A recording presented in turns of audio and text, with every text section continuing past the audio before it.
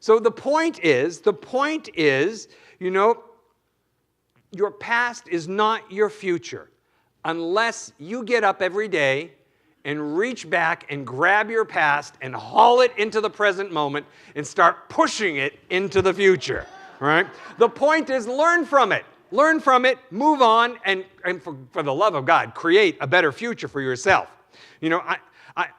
I know, and I know people here know this, that when you are committed to something, to moving forward, to making something happen, to achieving something, you can move heaven and earth because there's not a person here who hasn't done it. Isn't that right? That when you really, really, really want to achieve something, you can do it because you've made it happen again and again. And I also know that when you are committed, heaven and earth start to rush in and support you. So a new belief might be something like, everything works for my highest and greatest good. Everything is working for my highest and greatest good. This is how this works. That you can practice in your seat at home where you meditate on your little cushion or wherever you sit to meditate and pray. You can do it there. You can meditate. You can do your practice and work on the stuff in your seat, or you can do it out on the street in front of other people. Say your church community. Yeah. So what I'm saying is, if you don't initiate your own spiritual growth will initiate you. And it usually, experience has taught me, it usually initiates us not at what feels like the most convenient time. It's sort of like all of a sudden our plate seems so incredibly full and we could not take another thing, and the dump truck just backs up to our life.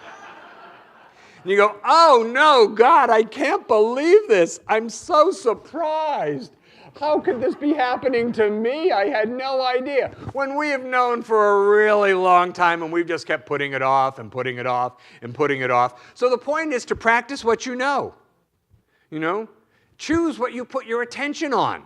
And absolutely get your attention off whatever it is that's making you crazy or aggravating you or what's not working. Stop. Take your attention off of that.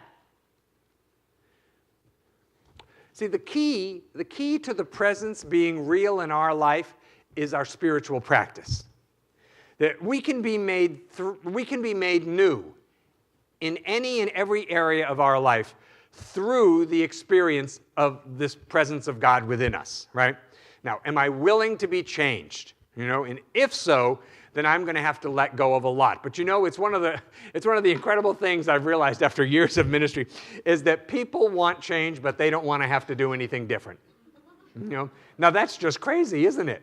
Well, of course I want change. I just don't want it to have to come from me. And it's like, well, that's the only place it can come from. That's the only place it can come from. So if you want change, this means you're going to have to let go of probably lots of stuff. Well, lots of stuff like what? Well, like what? I mean, hey. Well, I don't know, say your accusations, your complaints, maybe a story that you've been telling again and again and again. Maybe your past. You've just got to let go of your past or being part of a victim. That victimhood thing. And hanging out with other victims and getting together and talk about how victimized we are, right? Our willingness to be changed, the willingness that I am willing to be changed allows us to receive the greater good of God. It allows the promises of God to be manifest within us when we come into that presence. So every time we practice, we diminish the error. Every time you affirm, every time you treat, every time you meditate, every time you read truth, you start to diminish the error, the effects, the false beliefs, and we increase the power and the presence within us. And over time, the presence becomes more real than the error. And that's what we're after. So that we could notice very, very quickly, oh my God, there's my old thing. I don't even need to go down that street anymore because the presence in me that I know is much more real than this crazy little conversation in my head.